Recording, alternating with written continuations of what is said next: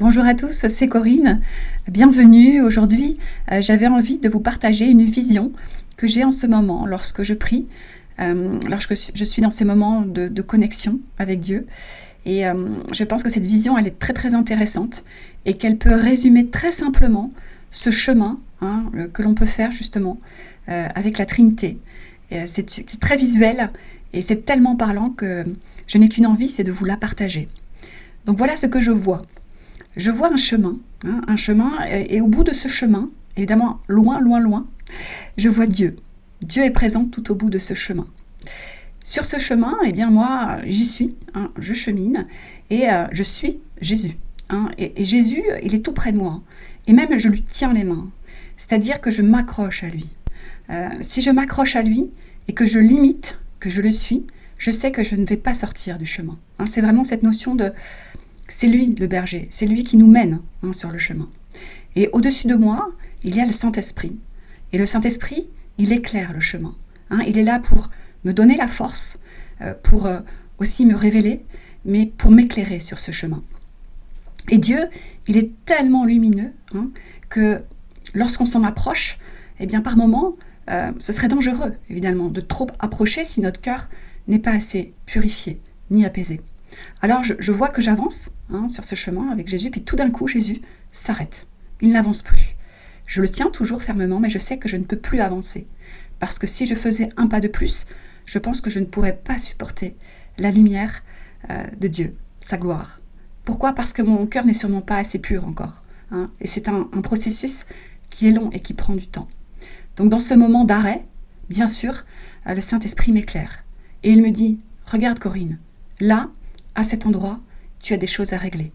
Tu dois mettre de l'ordre dans ta vie. Tu dois demander pardon à telle personne. Tu dois te repentir pour tel péché, pour telle problématique. Bref, le Saint-Esprit est vraiment là pour me montrer, pour éclairer encore mes ombres, mes problèmes finalement. Et il me demande de les régler. Et pour les régler, j'ai le soutien évidemment du Saint-Esprit qui me donne cette force de le faire, qui me montre aussi que je peux toujours être soutenue, mais aussi Jésus qui m'aide à justement mettre de l'ordre dans ma vie. Parce que Jésus, il nous montre cette attitude d'humilité quand on demande pardon à quelqu'un. D'ailleurs, que l'on soit en tort ou pas, on peut toujours demander pardon. Le premier qui demandera pardon dans une situation eh bien, va gagner une paix en premier, certainement. Et on a tout intérêt à demander pardon. Parfois c'est difficile, parfois on ne peut pas le faire tout de suite en direct, mais si on peut, c'est bien de le faire. Et c'est ce que je vis en ce moment. Il y a un vrai travail de purification, de mise en lumière des choses encore qui ne sont pas réglées dans ma vie. Et je vois que ça touche tous les domaines. Ça touche évidemment le domaine familial, où c'est peut-être là où tout se révèle, les liens, peut-être parfois les incompréhensions, les confusions, les non-dits, etc. Et puis des choses qui peuvent être très anciennes, du passé, qu'on a pu mettre un petit peu sous le tapis, et puis là on nous dit « Ok, tu as l'impression que tu es passé à autre chose, mais est-ce que tu as demandé pardon à cette personne-là ? Est-ce que tu l'as fait concrètement ? En lui disant pour cette chose, à ce moment-là, je te demande pardon. » Et c'est vraiment intéressant tout ce processus parce qu'il nous demande une grande humilité. Et je ne pense pas qu'on puisse avancer sur ce chemin sans cette humilité. Et ça, c'est vraiment Jésus qui nous le montre, puisque dans sa vie, il a toujours été dans cette humilité. Malgré son côté humain divin, il n'a jamais été dans l'arrogance, ni dans le pouvoir, ni dans la domination. Il a toujours été dans cette humilité bienveillante. Et par cela, finalement, le Père, Dieu, qui nous attire vers lui de tout son amour, il nous montre aussi qu'il n'y a pas d'amour sans justice et qu'il n'y a pas non plus de justice sans amour. Ça, c'est important de le comprendre. Je sens que quand il m'attire à lui, avec son amour si grand, il me dit « Oui, l'amour, c'est important, mais sois juste aussi. Tu ne peux pas être dans l'amour s'il n'y a pas de justice. Parce qu'un amour sans justice, c'est un amour dans la naïveté. Et pareil, une justice sans amour, c'est une justice qui est froide et qui peut faire beaucoup de mal. C'est vraiment comme une scène globale où je vois ce Dieu, très très très lumineux. Je ne peux même pas le regarder. On ne peut pas regarder Dieu, tellement il est lumineux. Mais je sais qu'il est là au bout du chemin. Il m'attire avec son amour si grand, son amour et sa justice, qui ne font que m'attirer à lui. C'est comme un appel plus fort. Je n'ai qu'une envie, c'est de continuer. Pourquoi ? Parce que ça m'apporte énormément de plénitude, de joie, mais je vois bien aussi que c'est pour sa gloire et c'est aussi pour les autres autour de moi. Je vois bien que quand le Saint-Esprit éclaire ses ombres et me demande de pardonner ou de demander pardon ou de clarifier quelque chose, eh bien ça a un impact, oui, dans ma vie, mais dans la vie des autres. Et que c'est ça, certainement, le chemin. Donc j'avais vraiment envie de vous partager cette vision parce qu'elle peut vous aider. C'est peut-être une explication toute simple de cette Trinité. L'objectif, le Père, avec son amour bienveillant et sa justice. Le berger, le guide, le Fils, Jésus-Christ de Nazareth, en lequel on peut faire confiance, on le tient fermement, on lui tient ses mains et il nous montre le chemin, il nous montre la meilleure attitude à avoir, le meilleur comportement. Et le Saint-Esprit, tel une lumière qui nous éclaire sur le chemin, qui nous donne la force, qui nous soutient, qui aussi nous encourage, qui nous donne aussi cette chaleur. C'est pas seulement une lumière, c'est aussi une chaleur qui nous fortifie, qui nous donne confiance. Et quand on est comme ça sur le chemin, on ne peut pas dériver, on ne peut pas aller à droite et à gauche. On n'a qu'une envie, c'est de rester. Parfois, justement, dans cette vision, dans cette prière, je dis, mais je suis au milieu de vous trois, en fait. C'est comme si j'étais dans ce cocon parfait, entre le Père, le Fils et le Saint-Esprit, parce que là, à cet endroit-là, je sais que je suis sur le juste chemin. Et si encore je fais des erreurs, parce que j'en fais toujours, bien sûr, et que je me rends compte, et que je demande pardon, que je me repens, eh bien, dans ces cas-là, je sais que je suis toujours pardonnée. Il y a une grande miséricorde, et Dieu n'a qu'une envie, c'est justement d'aimer ses brebis, d'aimer ceux qui sont sur ce chemin-là. Il n'a pas envie de nous punir, de nous détruire, pas du tout. C'est pour ça que c'est un Dieu miséricordieux. C'est un Dieu d'amour, vraiment. Ayez confiance en ça. Et dans cette vision, je peux compléter sur ce qu'est le Saint-Esprit.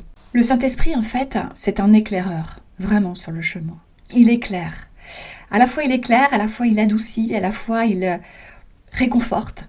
C'est un soutien inestimable. C'est pour ça qu'on ne peut marcher qu'avec lui. Et on a tout intérêt à l'inviter sur ce chemin. Ne restons pas seulement dans une religiosité. Vous savez, pratiquer la religion dans quelque chose de très ritualisé, dans, encore une fois, le dogme, dans je dois faire ceci, je dois faire cela, alors qu'on n'est pas dans cette relation intime, dans ce processus transformateur, je pense que c'est stérile. On peut faire les deux, bien sûr. L'un n'empêche pas l'autre. Donc, voyez vraiment cette vision comme peut-être une vérité qu'on n'a peut-être pas réellement énoncée dans l'Église. Et que si tout le monde s'y fiait à cette vision, il n'y aurait peut-être pas toutes ces dérives qu'il y a pu avoir dans l'Église. Il n'y aurait peut-être pas toutes ces aberrations. Vous voyez, par exemple, quand dans l'Église, il y a pu avoir des scandales, si la personne était vraiment sur ce chemin, en tenant les mains de Jésus, en étant éclairée par le Saint-Esprit et en allant vers Dieu, je ne pense pas qu'il pourrait faire du mal à son prochain, qu'il pourrait le manipuler, l'abuser, etc. Vous voyez ce que je veux dire ? C'est pour ça que c'est important de rester vraiment dans cette vision. Et c'est pas du tout une vision qui nous emprisonne, au contraire, c'est une vision qui nous libère, littéralement. Elle est tellement libératrice parce qu'elle nous apaise, elle nous rend si joyeux, elle nous met dans une si grande plénitude, dans une si grande confiance.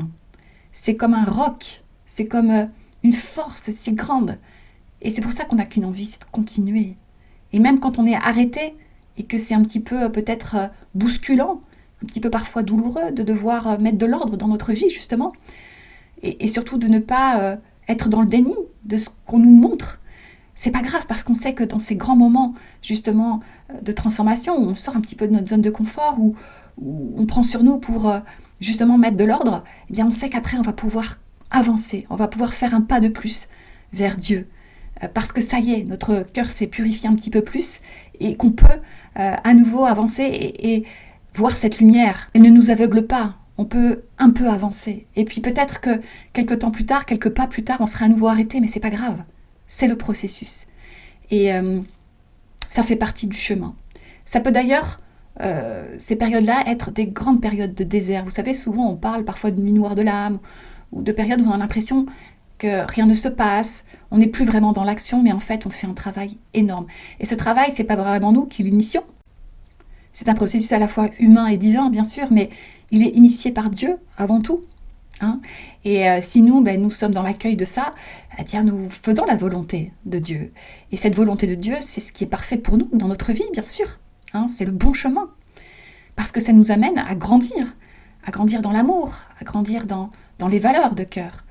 Et à quoi l'on voit que ce chemin est le bon, eh bien c'est si ça porte des fruits derrière. Hein.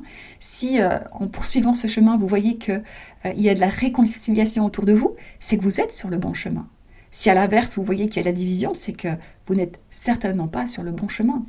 Donc oui, les fruits, on les voit très rapidement, c'est une évidence. Et on le sent à l'intérieur de nous-mêmes, qu'il y a un allègement qui arrive vraiment. Donc voilà, c'était mon petit message du jour.